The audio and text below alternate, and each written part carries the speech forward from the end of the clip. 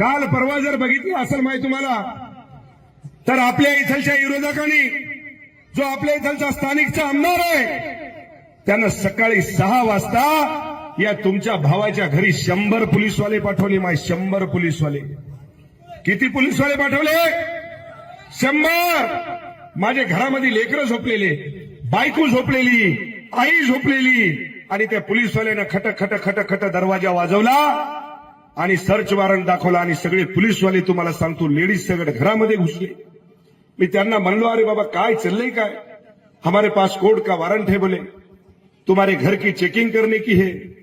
आता तुम्ही सांगा, एका आमदाराच्या घराची जर माय हे चेकिंग करत असतील कोणाच्या सांगण्यावरून, तर सर्वसामान्य माणसाचं काय आहे याचं मला उत्तर तुम्ही दिलं पाहिजे. कशामुळं? तर या ठिकाणी या हिंगोली शहरामध्ये हे जे शिवसेनेची फळी मी उभी केली, त्याचं म्हणणं आहे की तुम्ही ही उभी करायची नाही.